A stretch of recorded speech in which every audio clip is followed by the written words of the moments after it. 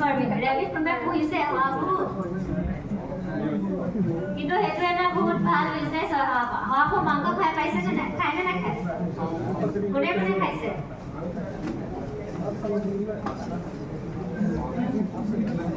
তো ৰেবিট ফাৰ্মিঙো আপোনালোকে কৰিব পাৰে আপোনালোকে যেতিয়া বাহিৰত যায় হোটেলত খাই ব্ৰইলাৰ মাংস বুলি আপোনালোকক ৰেবিট মাংস খুৱাই দিয়ে আপোনালোকে গমেই নাপায় হয় না কিন্তু সেইটো একো ডাঙৰ একো নহয় আপোনালোকে খাব পাৰে ঠিক আছে বহুত ভালো হয়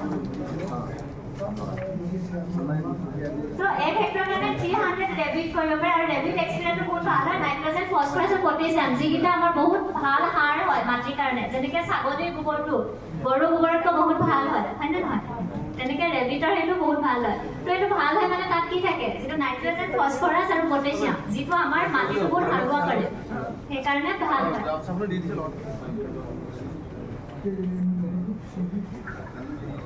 আৰু এইটো হৈছে ডাক আৰু ৰাইজ আপোনালোকে যেতিয়া আমাৰ মাটি ৰুই থৈছে তাৰপিছত যেতিয়া হাঁহ সোমাই চবে খং কৰি খেদি দিয়ে হয়নে নহয় কিন্তু সেইটোতো আমাৰ উপকাৰী আছে আমি সেইটো কৰিব পাৰোঁ এইটো ডাক কাম ৰাইজ হয় তো কিন্তু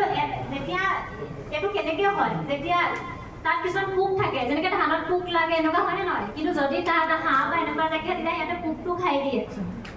ঠিক আছে তো পোকটো খাই দিলে আকৌ আমাৰ ধানৰ সেইটো ভাল হয় আৰু যেতিয়া তাত হাঁহে যেতিয়া তাত চৰি থাকে তাত এটা গোবৰটো পৰে সেই গোবৰটো তাত সাৰ হিচাপে কাম কৰে কিন্তু আপোনালোকে এইটো মন দিব লাগিব যে যেতিয়া ধান ওলাইছে গুটি তাৰ অলপ আগতে সিহঁতক তাৰপাছত এলাও কৰিব নালাগিব নহ'লে কি হ'ব সিহঁতৰ ধানটো খাই দিব হাঁহে হয়নে নহয় সেইটো মন দিব লাগিব আৰু আজি ৰুই আহিছে আজি আপোনালোকে দিব নালাগিব আজি ৰুই দিলেও কি হ'ব ধানটো ওলাই আহিব এটলিষ্ট 2-3 দিনমান থোৱাৰ পাছত আপোনালোকে তাত দিব পাৰিব